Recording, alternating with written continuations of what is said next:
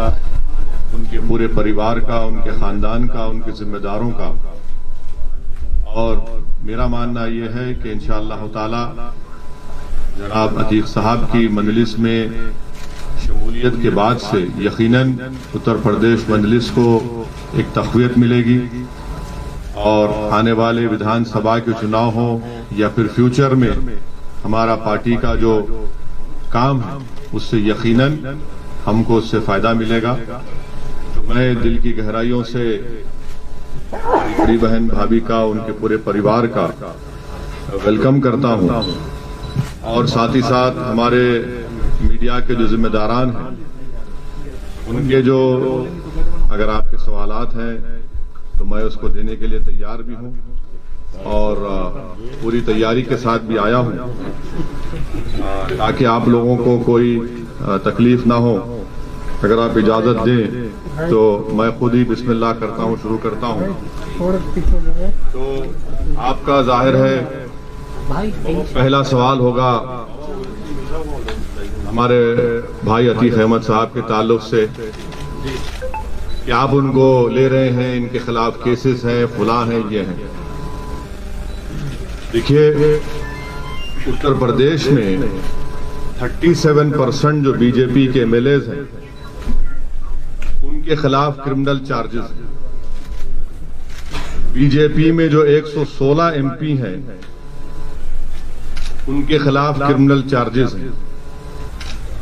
87% BJP MPs के खिलाफ serious criminal charges हैं 116 में से। जो एडीआर की रिपोर्ट है उसमें कहा गया कि BJP has most number of MPs and MLAs with cases of crime against women. ADR ये कहता है कि बीजेपी एक एनजीओ है जो तमाम हम लोगों का रिकॉर्ड रखता है। उन्होंने कहा कि बीजेपी में ऐसे कई एमपी एमएलए हैं जो जिनके खिलाफ महिलाओं के खिलाफ मुकदमा है। 30% उसमें सीरियस चार्जेस है उनके ऊपर। और बीजेपी के जो अलाई जेडीयू है उसमें 81% एमपीज के ऊपर क्रिमिनल चार्जेस हैं। बीजेपी में एक सांसद है मध्य प्रदेश से, उनके खिलाफ तो और सीरियस चार्ज है। आप जानते हैं जो माजी में नाथूराम गोडसे को अपना हीरो माना और हेमंत करकरे के ताल्लुक से अनाप शनाप बका। और पांचवी बात यह है कि इस साल मार्च में सुप्रीम कोर्ट को जो एमिकस क्यूरी ने रिपोर्ट दी, सुप्रीम कोर्ट को यह बताया गया कि उत्तर प्रदेश में 77 केसेस जो मुजफ्फरनगर राइट के थे उनको उत्तर प्रदेश की सरकार ने विड्रॉ किया। खुद मुख्यमंत्री योगी आदित्यनाथ ने अपने खिलाफ एक केस को विड्रॉ कर लिया और 2007 का जो गोरखपुर का केस उनके खिलाफ था, मुख्यमंत्री ने कहा कि इसकी प्रोसिक्यूशन की इजाजत नहीं देता। तो इससे एक बात और इससे बात साफ जाहिर हो गई कि जिस किसी पॉलिटिशियन का नाम प्रज्ञा होगा, अजय होगा, कुलदीप होगा, संगीत होगा, सुरेश होगा, कपिल होगा, वो लोकप्रिय नेता होगा। और जिसका नाम अतीक होगा, जिसका नाम शहाब होगा, जिसका नाम मुख्तार होगा, वो बाहुबली हो जाएगा। ये रियलिटी है, इसको आप इनकार नहीं कर सकते। और अगर अतीक अहमद मुजफ्फरनगर कांड से पहले अगर कोई प्रोवोकेटिव स्पीच देते और गोरखपुर में कोई और भाषण दे देते और उसके बाद गड़बड़ हो जाती तो हो सकता या फिर उनका उस समाज से ताल्लुक होता जिसके पास सत्ता है, तो यकीनन उनके खिलाफ भी केसेस विड्रॉ हो जाते। ये तल्ख हकीकत है और भारत के कानून के लिहाज से अभी तक उन पर किसी भी केस में कन्विक्शन नहीं हुआ है। और उन भाभी हमारी बड़ी बहन भी हैं, वकील साहब भी उनके हैं। तो ये आपको सवालात आप जो करने के बजाय मैं खुद उन सवालात का थोड़ा बहुत तजुर्बा मुझे है, इतना बड़ा नहीं है आपकी तरह। आपका और मेरा वक्त बचाने के लिए मैंने ये बात आपके सामने रखी। अब हम लोग अपने पहले मेंबरशिप का ये अतीक साहब की मेंबरशिप भी है, हमारी बड़ी बहन।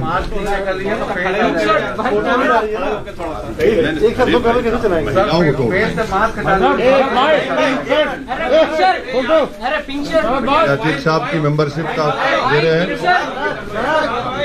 ये हमारी बड़ी बहन भाभी का भी मेंबरशिप हमारे और फिर पकड़ लेंगे। बिल्कुल बिल्कुल, आप जैसा बोलिए। अभी एक बार और एक बार आप ले लीजिए, हमारा वो आपको आप देख लीजिए, आपकी बरादरी है। तो मैं अब हाँ इधर भी देख लीजिए।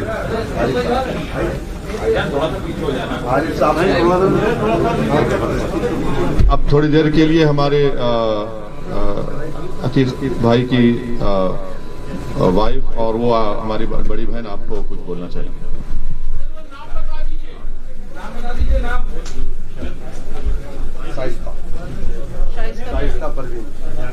अरे भाई पिंक शर्ट आप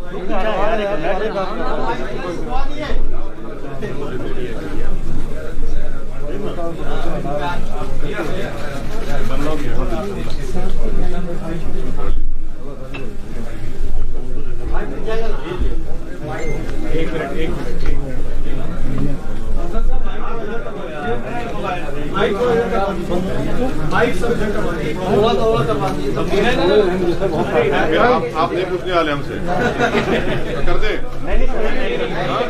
आप नहीं पूछेंगे हमसे। तो अगर आप हमसे नहीं पूछे तो माइक बता देते।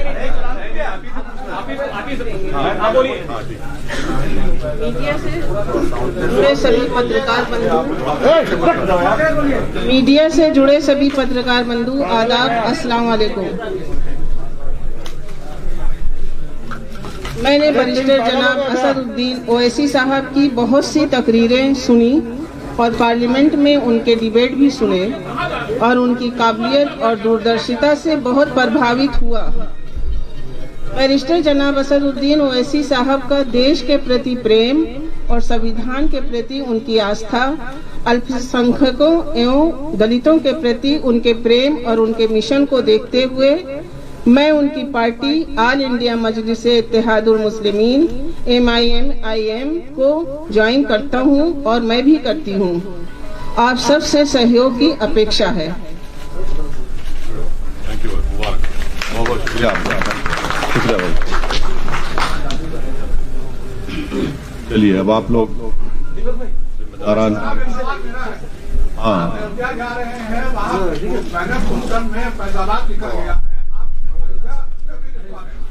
लिखना लिखेंगे, डिस्ट्रिक्ट है, अयोध्या लिखा है उसमें, हमारे शौकत साहब पीछे खड़े हैं, प्रेसिडेंट अयोध्या लिखा है। नहीं नहीं, अरे क्यों, अरे भाई फैजाबाद पार्लियामेंट कॉन्स्टिट्यूंसी में अयोध्या आता नहीं आता? आता है ना, क्यों नहीं मानेंगे?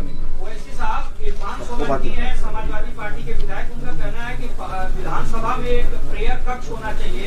तो इस तरीके से बिहार अभी बात करना भाई झारखंड में एक, अरे भाई वो ये इरफान साहब कौन सी पार्टी के हैं? विधायक।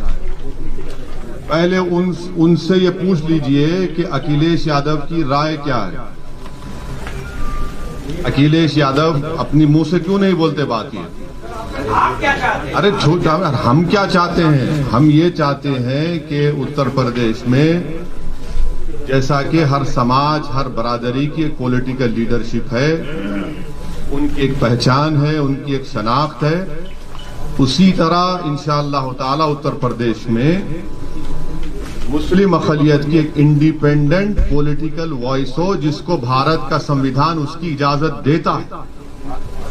ये जो मौसूफ का आप नाम लिए, ये सिर्फ इस तरह की बातें करते हैं। जब मुजफ्फरनगर का कांड हुआ, भारत की आजादी के बाद 50,000 से ज्यादा लोग बेघर हो गए, उस वक्त तो इनकी जबान बंद थी, गूंगे बने हुए थे।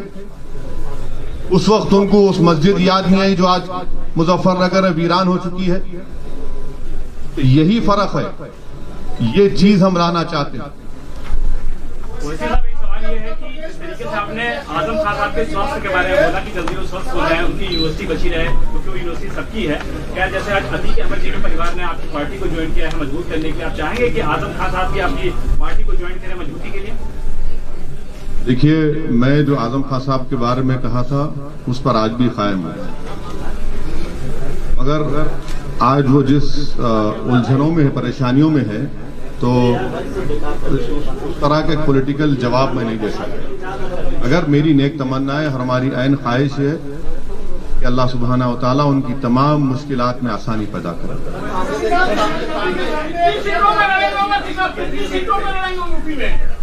हमारे उत्तर प्रदेश के प्रेसिडेंट जनाब शौकत साहब ने पहले ही आप लोगों को बताया है कि हम लोग आने वाले विधानसभा में 100 सीट पर लड़ने की पूरी तैयारी कर रहे हैं। वैसे एक सवाल ये है, कल योगी आदित्यनाथ ने एक इंटरव्यू दिया हिंदुस्तान को और उनसे ये पूछा गया कि वैसे साहब कहते हैं आप तो लखनऊ के हैं या गोरखपुर के। उन्होंने कहा कि क्या उनसे एक सवाल पूछा गया तो वैसे साहब ने कहा आप तो लखनऊ के नहीं, आप तो गोरखपुर के। उन्होंने ये कहा कि एक का डीएनए टेस्ट होना चाहिए, पता चल जाएगा कौन कहाँ का है। करवा लीजिए, चलिए, बाकी है तो आइए डीएनए कराते हैं, चलिए करा लेते हैं डीएनए। आप करा लीजिए, हम तैयार हैं, आप कराएंगे, आपको भी कराना पड़ेगा। अब ये नौबत आ गई कि डीएनए कराएंगे, यानी भारत के संविधान को नहीं मानेंगे, डीएनए को मानेंगे। कहिए, चलिए। सर, आईएसएस मोहन भागवत ने कहा कि भारत में मुसलमान इन्वेडर्स के जरिए आए हैं, इस्लाम मजहब इन्वेडर्स के जरिए आया है, और जितने भी सेंसिबल लीडर्स हैं उनको ये मांग करनी चाहिए कि जो भी कट्टरपंथ की बात करे उसका विरोध करना चाहिए, कट्टरपंथ मुसलमानों का। ये गोल मोल की बात हमेशा भगवत करते हैं। कभी बोले डीएनए हमारा एक है, लिंचिंग करने वाला गलत है, ये एक ही सांस में ये तो हमेशा रंग बदलते रहते हैं ना अपना। कभी एक बात बोलते हैं, कभी एक बात बोलते हैं। ये तमाम के तमाम संघी लोग जो होते हैं वो हिस्ट्री के बड़े वीक होते हैं। हिस्ट्री अगर पढ़ लेते तो मालूम होता कि वेस्ट कोस्ट पर इस्लाम पहले आया, इन्वेडर से नहीं आया। तो हिस्ट्री में कमजोर है। तो बताना ये चाहते हैं कि वो जो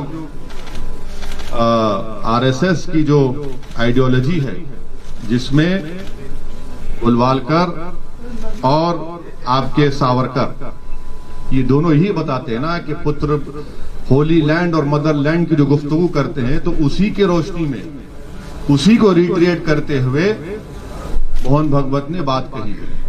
और मोहन, सुनिए, अरे आपको सुन तो लीजिए, इतना तकलीफ क्यों हो रही है उनका, इनको क्रिटिसाइज कर रहे हैं। तो मोहन भागवत को जो पहली कॉन्स्टिट्यूशन की किताब बनी गई थी, जो आज भी लोकसभा पार्लियामेंट में है,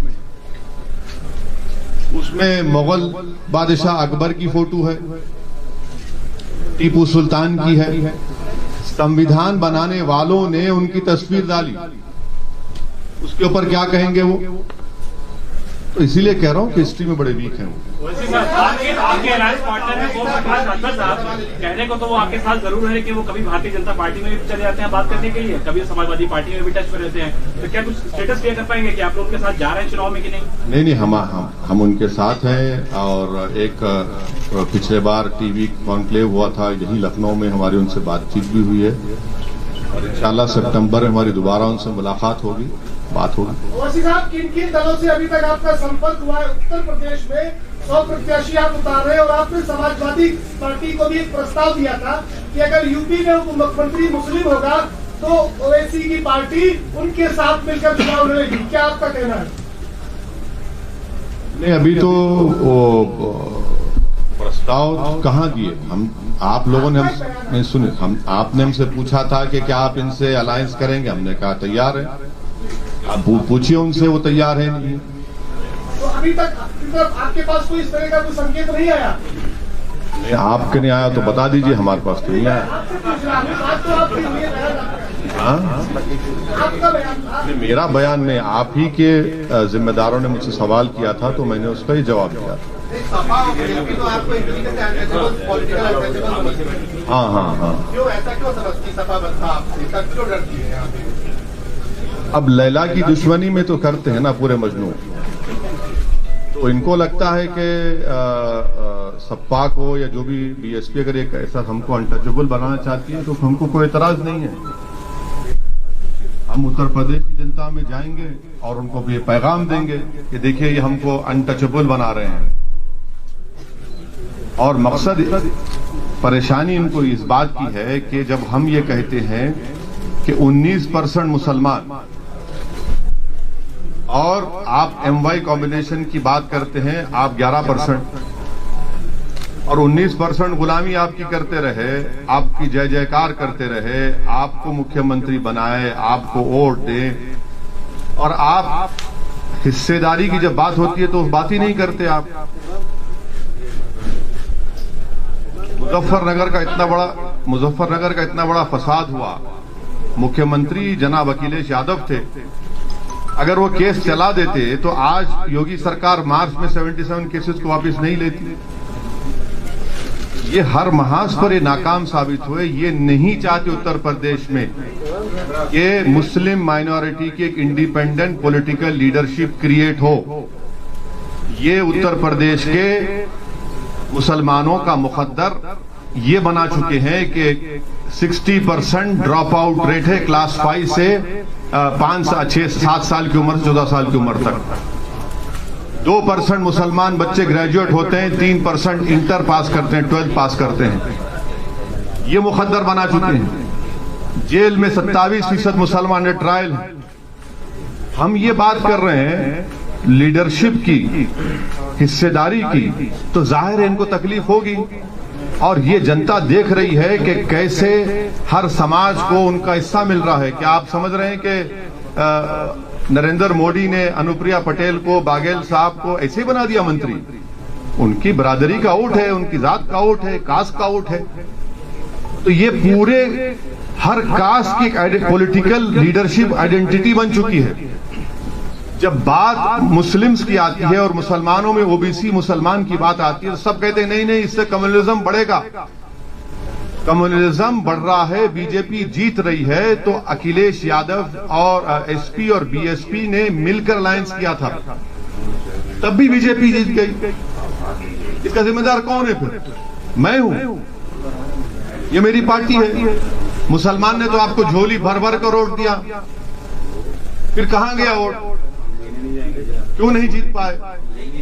आज एक एग्जांपल, आज हम रुदौली जा रहे हैं, वहां पर जैदी साहब एक कैंडिडेट होते थे समाजवादी के एमएलए, वो 2012 में हारे 1000 वोट से, 17 आया तो 31,000 वोट से हार गए, और वहां पर यादव साहब जीत गए। बताए ना समाजवादी के लोग कि जैदी क्यों हारे और यादव क्यों जीत गए। इतनी मिसालें हम दे सकते हैं। खाली मुसलमानों के सहारे आप क्यों जीतना चाहते हैं? मुसलमानों के सहारे अकेले आप 100 चीजों को नहीं, आपका सवाल बिल्कुल सही है। मैं तो अल्लाह के सहारे जी रहा हूं और कामयाब होऊंगा। आपने गलत फहमी है आपको। हाँ बिल्कुल मिला रहे हैं भाई, कौन कह रहे नहीं मिला रहे हैं। आपने कहा कि आगे क्या करेंगे, हम तो बिल्कुल चाह रहे हैं। अभी हम राजभर साहब के साथ हैं, मुख्तलिफ हमारे ओबीसी ऑर्गेनाइजेशंस के साथ हैं, पार्टीज के साथ हैं। हाँ हाँ, राजा भैया की बात कर रहे हैं। जब राजा यहाँ बैठा है ना आपके सामने, हम खुद बैठे हैं भाई, क्यों आप बात कर रहे हैं? वैसे साहब बिहार का उदाहरण आपके सामने है। विपक्ष के बिखराव के चलते नीतीश की सरकार बनी। क्या लगता है उत्तर प्रदेश में जिस तरह से फिर से आप गलत सवाल कर रहे हैं। आप स्टडी करके देखिए, आप एक जिम्मेदार जर्नलिस्ट हैं। नहीं, आपको जिम्मेदार है, आप बड़े पढ़े लिखे हैं, आपको थोड़ा रिसर्च करना चाहिए। कितने अच्छा, आप ठीक है, चलिए अब आपसे बहस होगी। अब बताइए कितने सीट एमआईएम लड़ी? बिहार में आप 5 सीटें से जीते। लड़े कितने? अरे आपने 60-70 सीटों पे झूठ। अब अपना मजाक मत बनाइए, देखिए मजाक मत बनाइए। आपकी झूठ साबित हो गई, आपकी झूठ साबित हो गई, आपकी झूठ साबित। छोड़ रहे, ठहरिए, अब सुनिए, अब सुनिए। देखिए, आपकी इग्नोरेंस को तो हम नहीं हटा सकते, पर आपको बता रहे हैं। आपने कहा बिहार में 60-70 लड़े हम, आपने कहा ना अभी नहीं लड़े। सुनिए, नहीं लड़े, 20 लड़े, 19, चलिए जीते कितने? 5। बाकी 9 सीट पर गठबंधन जीत गया हमारे खिलाफ।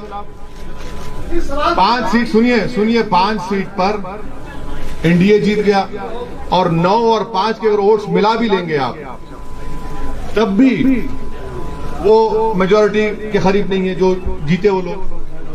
मेरे भाई जरा रिसर्च कर लीजिए, हम थम्स अप नहीं है, वो थम्स अप लीडरों का जमाना जा चुका है। हाँ, आपका सवाल ये है, हम समझ चुके आपका सवाल ये क्या है, और हमारा जवाब ये है कि हम लड़ेंगे इलेक्शन। हम किसी के गुलाम नहीं है, जर खरीद गुलाम नहीं है कि उनको जिताएंगे। हम बहुत 60 साल से सबको जिता रहे, हम जीतेंगे इंशाल्लाह। उत्तर प्रदेश का मुसलमान जीतेगा। कब तक हम इनको खंडों में बिठाकर, कभी अपना बेटा बनाकर, कभी अपना भैया बनाकर, कभी अपना नेता बनाकर, कब तक इन लोगों को जिताते रहेंगे? हम क्या कोई खैती हैं? अब हम वोट डालेंगे, हम जीतेंगे। संविधान में इनको इजाजत है, और इसमें पेट में दर्द क्यों हो रहा है? वैसे साहब, कल मोहन भागवत साहब ने पुणे में एक बार फिर से ये कहा है कि हिंदू और मुसलमानों के पूर्वज एक हैं। उन्होंने कहा कि हमारी एकता ही हमारा अतीत ही हमारी एकता का। हाँ, रणबीर साहब बोलिए ना। रणबीर, आप कहाँ हैं? रणबीर भाई दिख गया, बोलिए। मैं वो जवाब दे चुका हूँ सर उस पर। बीएसपी को आप कह रहे हैं कि झोली भरकर के मुसलमानों ने वोट दिया। दोनों को पिछले 2019 के लोकसभा के चुनाव में CSDS का डेटा है 2019 का कि 70% मुस्लिम्स वोटेड फॉर, 70% मुसलमानों ने बीएसपी और सपा को वोट दिया, और 50% के ऊपर हमारे हिंदू भाइयों ने बीजेपी को वोट दिया। ये मैंने कहा।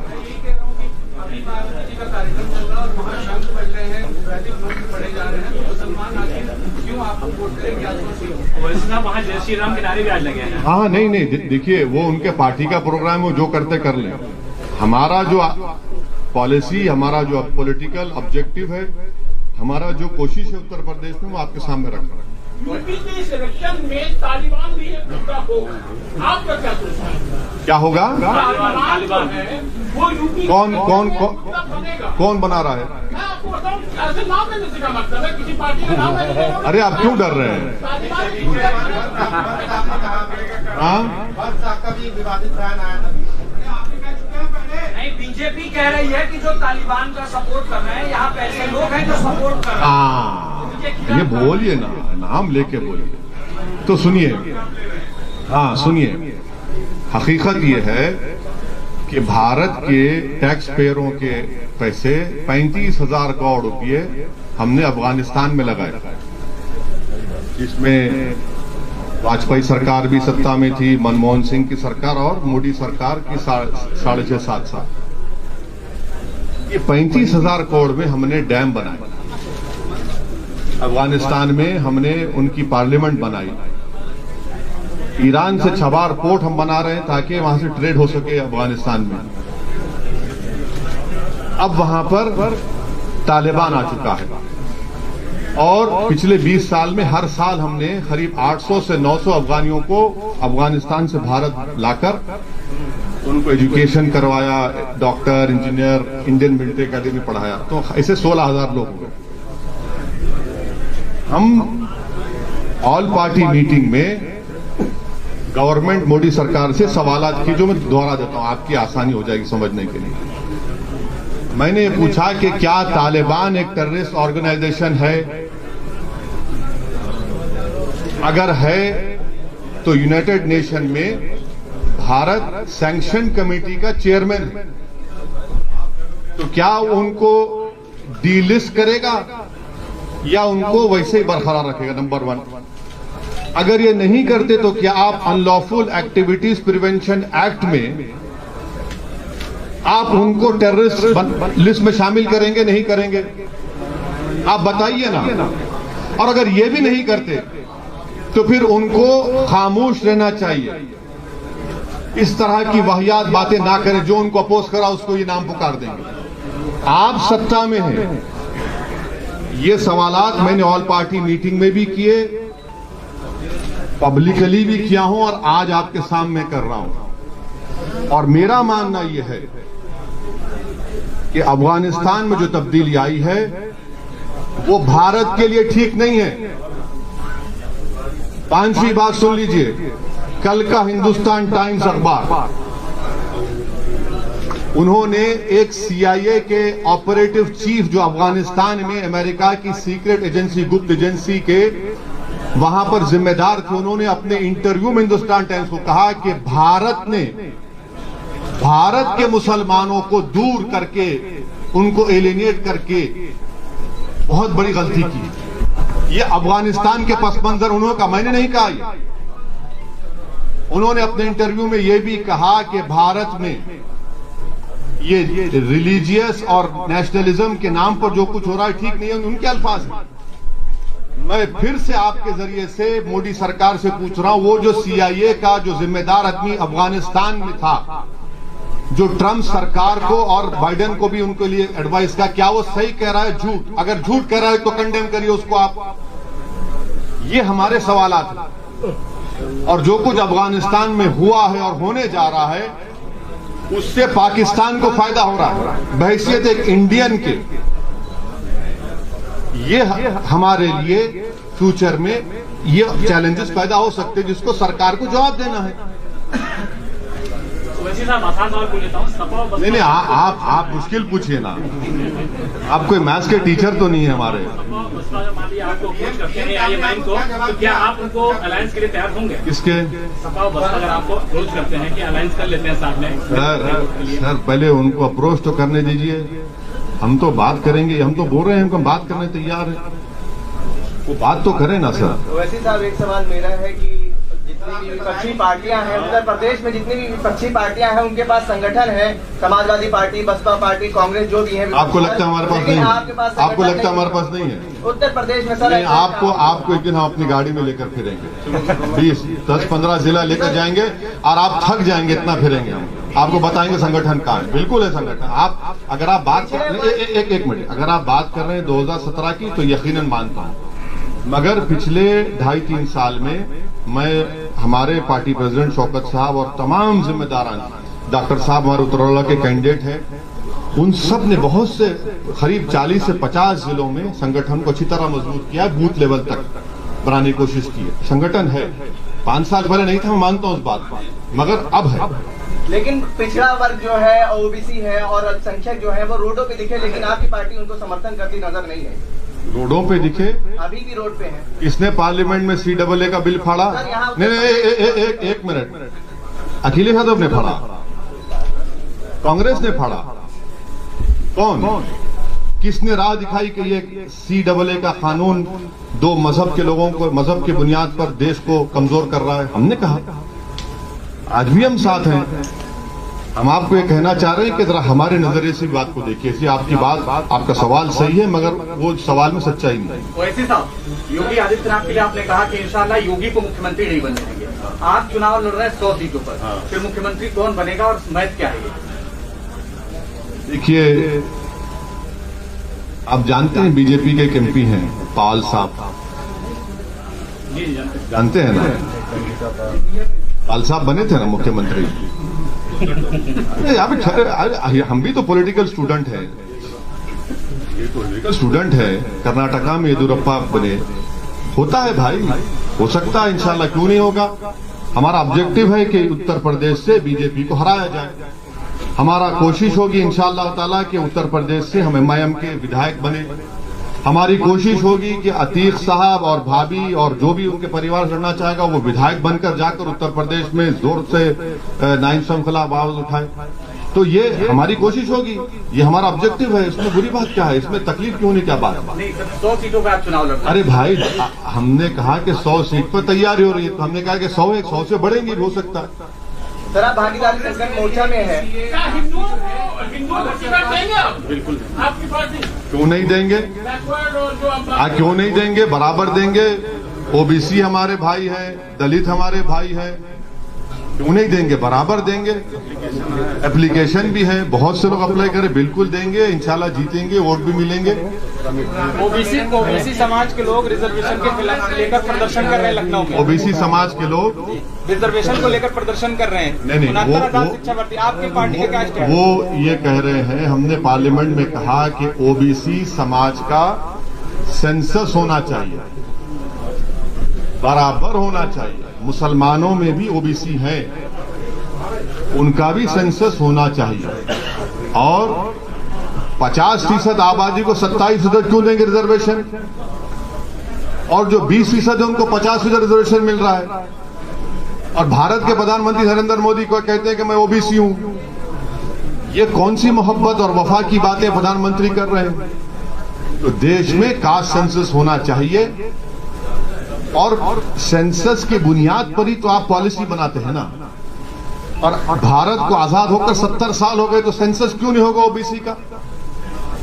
जब सेंसस में SC, ST, minority, Hindu, non Hindu लिखा जाता है, रिलीजन का, तो ये क्यों नहीं किया जाता। करना चाहिए हम बराबर। और आखिरी बात, 50% का ये जो रिजर्वेशन है इसको खत्म करना चाहिए, इसको आगे बढ़ना चाहिए।